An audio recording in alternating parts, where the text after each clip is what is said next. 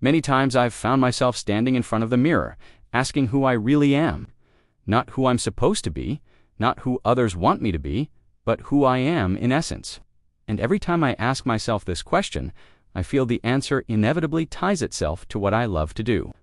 To those things that, when I engage in them, ignite something in my heart, as if life suddenly gathers into a single bright point. These are the moments when I don't think about time, responsibilities, or judgment. They are the moments in which I exist in my most honest form. For me, the meaning of doing what I love is not just a beautiful idea to say kind of inner compass. Many times I ignored it. Sometimes I even ran from it, convinced that I had to follow other paths safer, more conventional, more accepted. But no matter how far I strayed, it was always there. Quiet, but present, waiting for me, calling me. That's the first important thing I understood. The things you love never abandon you. They can be buried under noise, worries, obligations, but they don't disappear. They are part of you.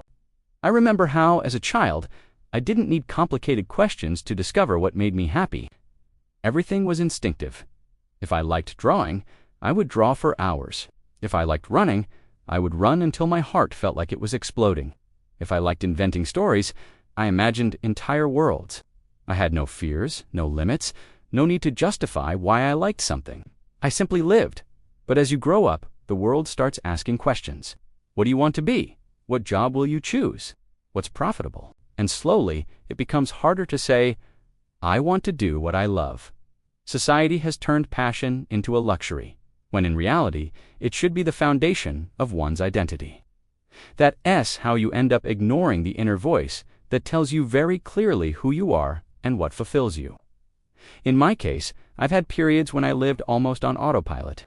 I would wake up, work, complete tasks, check off obligations, and at the end of the day, I felt like nothing of me was left, as if I were a spectator in my own life, not the protagonist. And then, in moments of silence, I started to feel the longing for myself, the longing for the things I once loved but had abandoned because I didn't have time, or it wasn't important, or it wasn't practical. But the things you love don't let you rest. They follow you, they cling to you, and even if you postpone them, they continue to demand their right to exist. Doing what you love means, above all, reclaiming your power over your own life. In a world where you are constantly pushed forward, constantly compared, constantly rushed, standing in front of your passion is an act of courage. And I think this is where one of the deepest meanings lies, the courage to be loyal to your own soul. The courage to listen to that inner voice that sometimes whispers timidly, other times insistently. This is your place. For me, that meaning is full of nuances. When I do what I love, I feel I reconnect with a part of myself that I lost in the daily rush. I feel like I'm returning home, even if I'm in a strange place. I feel that I breathe differently. I think more clearly. I feel an energy I cannot describe except as a kind of inner vibration telling me that everything is aligned. Sometimes the things I love push me tremendously. They pull me out of my comfort zone. They force me to grow. And paradoxically, in these challenges, I find the strongest moments of meaning. Because when you do something you don't like, failure crushes you. But when you do what you love, failure becomes a teacher. It becomes part of the journey. It becomes a push to continue. And that changes everything. When I do what I love, I transform. I begin to allow myself to be vulnerable, to make mistakes, to get up, to learn, to discover myself again. That is the beauty of passion. It does not ask you to be perfect, but to be present, to be connected, to be honest. And nothing is more liberating than not pretending in front of your own desires. For me, the meaning is also about freedom. The freedom to express myself, the freedom to feel, the freedom to create, the freedom to live by my own rhythms. When I do what I love, I am no longer imprisoned by the limits others place on me or the limits I place on myself. My mind feels open, my imagination vivid, my body relaxed. I feel that I am living fully, not just surviving. Of course, there are also moments of doubt. Moments when I wonder if the path I'm choosing is the correct one. Moments when I fear that maybe I'm exaggerating, maybe I'm deluding myself, maybe I'm allowing myself too much room to dream. But every time I return to what I love, those doubts fade. Because the truth is simple. What you love always calls you back. And no matter how much you try to hide from it, in the end, you must decide who you want to be. Another important meaning for me is self-rediscovery. When I do what I love, I see my childhood again. I see my dreams again. I see my hopes again. I see my former spontaneity and enthusiasm. I feel that I reconnect with a pure me, untouched by fear, pressure, and compromise. And that connection puts me back on the right path. It places me again in my own life. Doing what you love also means leaving something behind. Not necessarily something material, not necessarily something visible, but invisible traces. Energy, emotion, joy, inspiration. Anything done with love has the power to change, to touch, to connect. Maybe not the whole world, but at least one other person. Or at least your own being. And that, to me, is extraordinary. When I do what I love, I feel that I belong to the world in a different way. I feel I am not just passing through life, but shaping it. I feel I have a place, a purpose, a reason. I feel that every gesture, no matter how small, holds meaning. And this meaning is not given to me from the outside, it rises from within. It is the deep sense that everything I do aligns with who I am.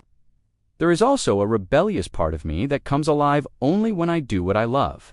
It's the part that refuses artificial limits, that is not afraid of being judged, that refuses to follow rules just because that's how it's done. When I devote myself to my passions, I feel I regain my independence. I feel I reclaim my own destiny. I feel that I belong to myself. But more than anything, the meaning of doing what I love is tied to happiness. Not the loud happiness, not the artificial one, not the one displayed for others, but the quiet, deep, authentic happiness, the kind that comes from within, like a form of gratitude for life. The happiness of knowing that I am living in alignment with myself. And when I think of the future, I realize that I don't want a perfect life, but a full one, a life lived with meaning. A life in which I can say, every day, today I did something I love. For me, that is true fulfillment.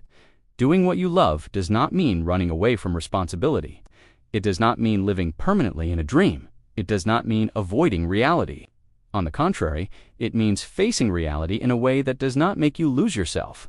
It means finding a balance between what must be done and what deserves to be done. It means investing time, energy, emotion even when things are difficult. This meaning is fluid. It transforms. It deepens. If at the beginning I loved things because they gave me pleasure, now I love them because they give me identity. If in the beginning I did things to feel joy, now I do them to feel belonging. If at first I was guided by desire, now I am guided by resonance. Everything I do out of passion resonates with who I am, and that resonance keeps me alive. Ultimately, I believe that the meaning of doing what I love is, in fact, the meaning of living.